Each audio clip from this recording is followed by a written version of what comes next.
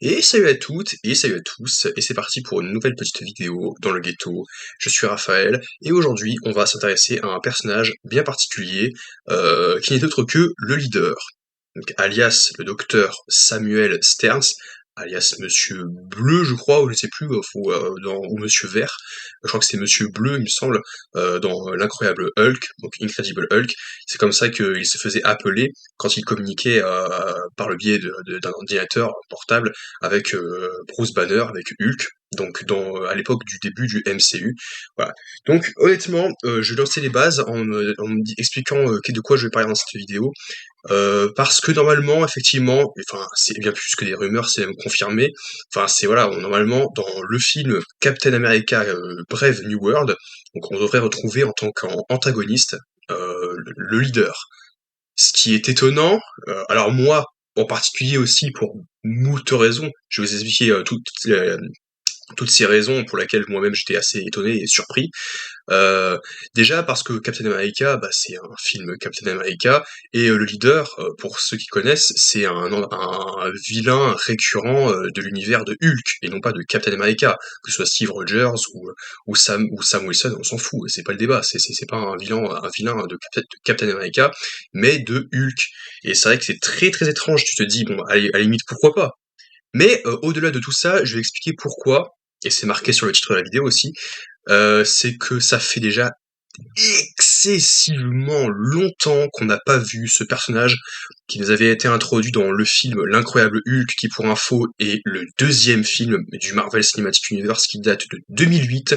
Ce film va avoir 16 ans, enfin 15 ans, plus de 15 ans le film, et on l'a jamais revu. Et sachant que dans la timeline du MCU, il s'est pas passé 15 ans, mais il s'est passé plus de, voilà, à nos jours, d'ici Captain America, il va sûrement se passer peut-être plus de 17 à 18 ans, quoi, entre ça, entre Iron Man et Hulk, qui sont passés plus ou moins parallèles, enfin un petit peu avant Iron Man, ça. Donc ça s'est passé il y a il y a des années, quoi. Et moi-même, j'ai expliqué pourquoi j'étais assez surpris de le voir. C'est parce que j'ai dû me renseigner en fait sur le personnage de mon côté, parce que j'ai su, voilà, donc sur quelques vidéos, sur quelques forums, et autres, j'ai vu à de nombreuses reprises le nom du leader, et je me suis fait la réflexion, qui est le leader? Donc, ok, je ne connais pas tous les vilains et super vilains et tous les personnages de l'univers Marvel, mais le leader, je suis assez surpris de ne pas le connaître, parce qu'apparemment, les personnes auprès desquelles j'ai pu entendre ce nom fréquemment, c'était des personnages qui disaient oui, souvenez-vous, l'incroyable Hulk, oui, souvenez-vous, le chimiste, le docteur un peu excentrique, un peu farfelu dans l'incroyable Hulk, oui, souvenez-vous, le mec qui voulait récupérer le sang de Hulk, machin. Le leader? Parce qu'on est d'accord, ce nom n'est jamais utilisé à aucun moment dans le film L'incroyable Hulk. Il s'appelle le Monsieur Bleu ou Docteur Samuel Sterns. C'est ça en fait. Donc évidemment, on va pas le révéler parce que. Et je vous avouerai honnêtement aussi que je m'attendais vraiment pas à retrouver le leader dans un film Captain America, déjà parce que c'est un film Captain America et non un film Hulk. Et au-delà de ça, je m'attendais pas à le revoir simplement parce que je le croyais mort. Mais vraiment, je le croyais mort, parce que moi, je croyais que littéralement que Emile Blonsky l'avait buté, hein. J'étais vraiment sûr qu'il l'avait tué, parce qu'en fait, on comprend pas ce qui se passe à la fin. Enfin, si, on comprend vaguement ce qui se passe, mais après le film, je l'ai vu il y a très longtemps. Je crois que je l'ai vu il y a déjà, je sais même plus il y a combien de temps je l'ai vu, l'incroyable Hulk. Donc j'ai aucun souvenir de ça. Je pense que je vais peut-être me remater avant Captain America pour me remettre, même si je pense qu'ils vont peut-être nous remontrer, enfin, sans montrer les extraits du film, l'incroyable Hulk, nous expliquer vraiment ce qui s'est passé avec le leader. Mais honnêtement, je me souviens plus du tout, parce que pour moi, l'abomination, quand il se transforme, pour moi, il défonce un mur, il casse tout, donc ce qui fait que ça excite, hein, le docteur, et en même temps ça le terrifie, parce qu'en même temps c'est logique, si tu trembles parce que t'es effrayé, tu vois un super soldat, un homme ultra puissant se transformer en une créature monstrueuse, voilà, donc monstrueuse, et qui sont connectés également dans les comics, j'ai dit ça tout à l'heure. Mais pour moi, il l'avait littéralement balancé du mur, il avait littéralement balancé de l'immeuble, parce qu'à un moment, on voit qu'il balance quelque chose. Donc, est-ce que c'est son matériel de scientifique, la table pour ses patients, la table d'opération, je sais pas du tout. Toujours est-il que l'abomination avait balancé quelque chose, et j'étais persuadé que c'était Sterns, donc le docteur, donc j'étais persuadé qu'il était mort. ayant connaissance du leader donc il y a très peu de temps, j'aurais eu connaissance du leader à l'époque, j'aurais été en mode ah dommage, quel acte manqué, on verra jamais le leader. J'aurais jamais pu avoir cette réflexion-là parce que je ne connaissais pas du tout le personnage, je ne connaissais pas ni le leader ni le docteur Samuel Stearns, je ne les connaissais pas donc à l'époque je n'avais que très très peu de culture. J'avais à l'époque du film j'avais sûrement lu aucun comics encore, j'étais tout petit, contrairement à aujourd'hui.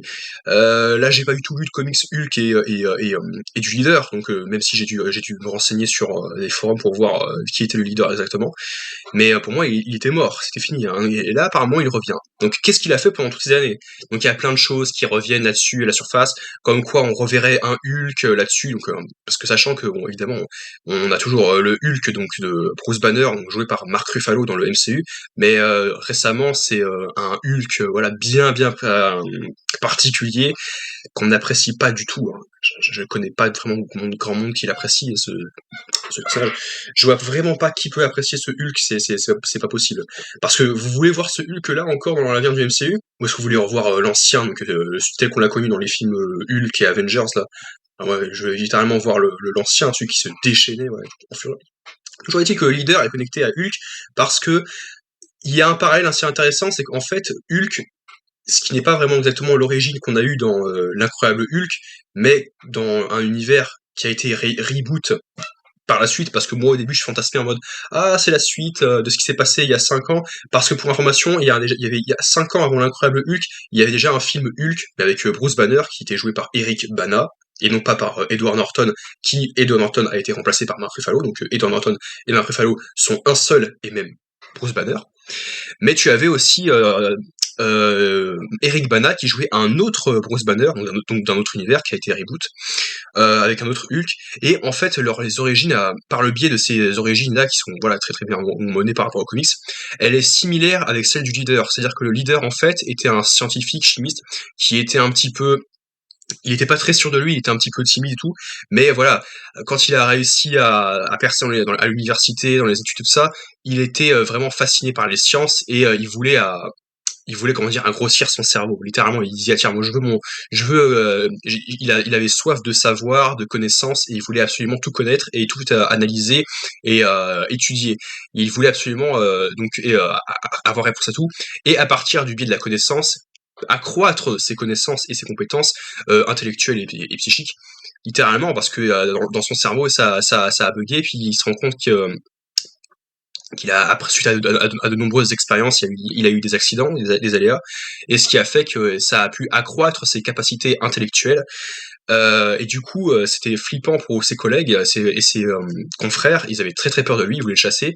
Et il y avait déjà ça. Et puis dans les comics qui étaient similaires à Bruce Banner, j'arrive tout de suite, c'est qu'ils travaillaient tous les deux dans une centrale nucléaire dans le Nevada. Bruce Banner, c'était vers le désert du Nevada. Mais de toute façon, le Nevada, c'est très désertique. Quand c'est pas des trucs comme Las Vegas, machin, ou les cités comme ça, c'est vraiment le désert. C'est vraiment des routes désertiques. Qui travaille dans une de ces centrales nucléaires. Donc c'est justement le point commun avec Bruce Banner. Le parallèle est intéressant, vu que c'est la némésis de Hulk. C'est l'ennemi juré de Hulk, le leader. Jusqu'à présent, on n'avait rien eu. On a eu que de l'abomination, pas grand-chose, parce qu'en même temps aussi, apparemment, ils ont pas les droits, donc c'est Universal. Apparemment, ils ont pas les droits de faire un film Hulk, solo du moins, avec le lore de Hulk. Donc qu'est-ce que tu vas foutre le lore de Hulk dans un film qui n'est pas un film Hulk? C'est vrai que c'est un peu handicapant. Mais bref, toujours est-il que l'origin story, enfin la story, l'origin story donc, du leader est semblable à celle de Hulk, et il va apprendre son existence par le biais des étranges phénomènes qui va suivre. Donc évidemment, parce que Hulk se manifeste à chaque fois qu'il y a la rage et tout, là ça excite d'autant plus le leader et il veut exploiter ça. C'est ce qui a été un petit peu mis de côté dans l'incroyable Hulk, mais il y avait déjà une piste là-dessus, inaboutie. On s'est dit que ça ne finirait jamais par aboutir parce qu'il y a eu plein de choses, il y a eu Thanos, il y a eu trop de films et tout. On s'est dit bon, c'est fini, on y aura plus ça. Et apparemment, ce serait de nouveau d'actualité dans Captain America Brave New World avec l'introduction de nouveaux Hulk, comme par exemple Hulk rouge, donc qui serait justement Thaddeus Thunderbolt Ross, donc le général Ross, qui dans les comics et les jeux vidéo et l'incroyable Hulk, enfin le Hulk rouge. Donc c'est pour ça que le leader en fait voulait garder le sang de Banner, il voulait garder l'ADN donc de Banner pour créer une armée de Hulk, exploiter son sang et aussi le savoir. Il voulait à partir continuer à développer ses recherches pour avoir parce qu'il avait soif de connaissances et de savoir. Et ce qu'il fait, c'est que justement, dans la table d'opération, quand l'abomination s'est transformée et l'a balancé avec le sang, il lui a laissé plein de sang. Donc c'était le sang de Banner, donc le sang de Bruce Banner. Donc il l'avait sûrement déjà stocké avec lui.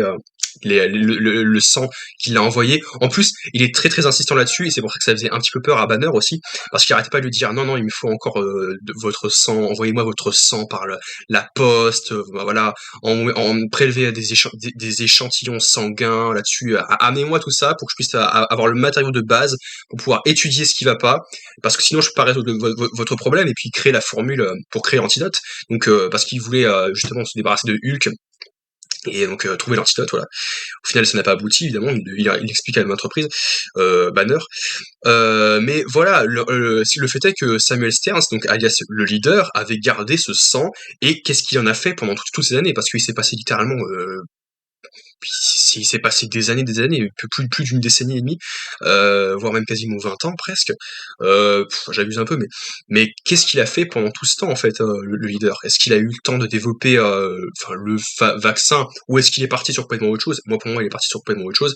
Il était tellement fasciné par ça qu'il s'est dit tiens, moi, tiens, je vais garder ça pour le sang de Hulk, et même exploiter ça et le tester sur des gens qui sont volontaires là-dessus, un peu comme l'extrémiste. Donc là, il récupérait des cobayes, des personnes volontaires pour essayer de récupérer être d'accord s'ils veulent récupérer le sang prélevé donc, de Hulk, et comment ça va arriver avec Hulk rouge, parce qu'il y a le Hulk rouge, et Hulk rouge serait ultra badass. D'ailleurs, je veux un Hulk rouge contre le vrai Hulk, et pas le Hulk qu'on a eu dans Endgame et She-Hulk. Non, je veux revoir le vrai Hulk là, c'est fini. Il faut qu'il se déchaîne et c'est terminé. Hein.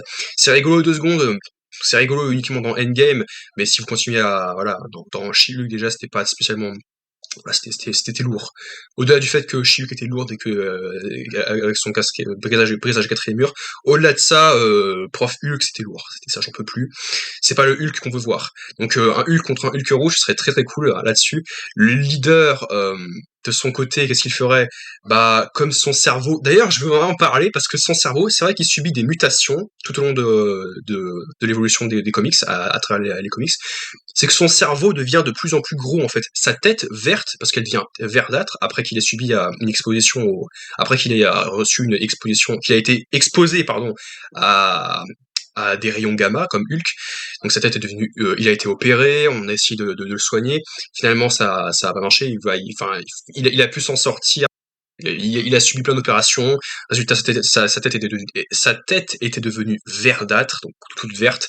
Elle a grossi à tel point que dans les comics, parfois, sa tête, en fait, elle grossit de plus en plus, et quand je le vois, je peux pas m'empêcher de penser aux Saibamen de Dragon Ball Z. Ouais, les créatures Saibamen que les Saiyans, justement, envoient pour tuer le groupe de Son Goku, qui ressemble un peu, sa tête verte peut ressembler à un Saibaman ou à un martien dans le film de Tim Burton, Mars Attacks, si vous avez la ref, vous pouvez. Parfois, il peut ressembler à ça, sa grosse tête verte, parfois, peut ressembler à un martien de Mars Attacks, ou un Saibaman, un Saibaman de Dragon Ball Z, et c'est trop bizarre, franchement, ça me faisait rire à force. Quand je regardais les images sur l'encyclopédie, j'étais en mode, ah ouais, mais ils illustrent beaucoup les arcs du leader, et il ressemble, plus sa tête grossit, plus il est dangereux, intelligent, et avec ses ongles psychiques, il permet, je sais même pas s'il peut lire dans les pensées, enfin, si, je crois qu'il peut lire dans les pensées, voilà, comme la plupart des mutants dans des X-Men. Donc c'est ça qui le familiarise avec les X-Men. Mais voilà, donc en gros, le leader est un personnage très dangereux. Il se confronte à Hulk, littéralement, c'est le pire ennemi, l'ennemi juré de Hulk, c'est sa némésis, franchement, il s'affronte là-dessus. Et c'est pour ça que je trouve ça très étrange qu'on en reparle et qu'on en fonce des rumeurs, ou voilà, dessus, de l'introduire dans un film Captain America. Parce qu'ils disent, bon, il est temps de parler de tel méchant, Hulk! Ah, mais on n'a pas les droits, donc bah oui, donc c'est ça quoi, c'est ça le problème, c'est que c'est très difficile pour eux, donc à Disney, donc d'essayer d'introduire le leader. Mais moi je pense, du coup, là-dessus, que durant toutes ces années, forcément il a travaillé sur le sang de Hulk, mais est-ce qu'il ne s'y est consacré à ça que durant toutes ces années, ou est-ce qu'il n'a pas fait d'autres recherches, d'autres expérimentations là-dessus? Est-ce qu'il essaie toujours de créer un antidote? À mon avis, je pense pas. Au contraire, il veut pas créer un antidote. Parce qu'il le dit en plus dans le film, je crois. Il dit non, je ne veux pas créer un antidote. Au contraire, c'est ça la solution. C'est ça l'évolution. Donc je veux pas détruire ça. Sinon, ça irait à l'encontre de la recherche et du savoir. Et il veut continuer à expérimenter, voilà, à s'expérimenter et à enrichir son savoir. C'est primordial. D'ailleurs, au passage aussi dans les comics, il appartient à plein de groupes, notamment à Intelligentsia, qui ont été introduits dans She-Hulk, mais qui étaient complètement ratés. Intelligentsia, il fait partie de là-dessus avec beaucoup de super vilains intelligents, notamment l'Abomination. Voilà, c'était pas anodin, parce que l'Abomination fait partie de Intelligentsia, mais c'est un sous-fifre du leader. C'est un de ses hommes, enfin voilà, c'est le leader est un de ses employeurs, travaille pour lui, voilà, avec plein de super vilains là-dessus, donc comme Caméléon, comme Demi-Vie, machin, des personnages connus de super vilains ou anti-héros de l'univers Marvel. Et est-ce qu'on verra ça dans un équivalent de ça dans Captain America, parce qu'on parle de la Serpent Society, que je ne connais pas du tout, parce que j'ai pas lu les comics là-dessus, mais j'ai des informations là-dessus vite fait. C'est très très vague dans ma tête, c'est très très confus, mais il y a ça, il y a la Serpent Society, il y a les Intelligentsia, mais qui a de toute façon qui a été bourré aux chausse-pieds et mal exécuté dans She-Hulk avec le potentiel gâché, parce que parsemé d'humour, d'humour méta, etc. Et c'était très lourd. Mais le leader, est-ce qu'on le reverrait là-dessus? Parce que celles et ceux qui avaient les rumeurs à l'époque pouvaient s'y attendre à retrouver le leader dans She-Hulk.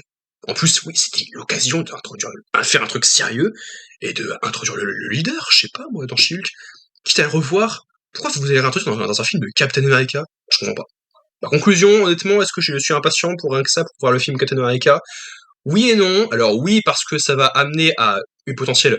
Non, c'est le projet, mais c'est pas ce qui va aboutir à une armée de Hulk. Mais c'est ce qu'il veut faire, mais il n'y arrivera pas. Mais je pense que ça va du coup amener au Hulk rouge et du coup à Thaddeus Thunderbolt qui sera devenu Hulk rouge.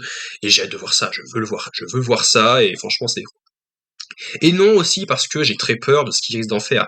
Parce que ça, apparemment, c'est ce que tout le monde dit, ce que je pense aussi, c'est que ça risque de ressembler à un film Hulk plus à un film Captain America. Et Captain America qui fait face à Hulk et Hulk rouge, ça peut être très très cool. Voilà, ça peut être sympathique. Mais à voir, honnêtement, je suis pas impatient, je suis pas trop hype. On verra ça, on verra les nouvelles rumeurs et puis les trailers qui devront arriver dans quelques mois, je sais pas exactement quand, j'ai pas de source, j'ai pas d'infos, mais normalement ça devrait pas tarder. Bref, n'oubliez pas du coup à dire ce que vous en pensez si vous avez quelque chose à dire, et sinon on se retrouve à très vite pour de nouvelles vidéos dans le ghetto.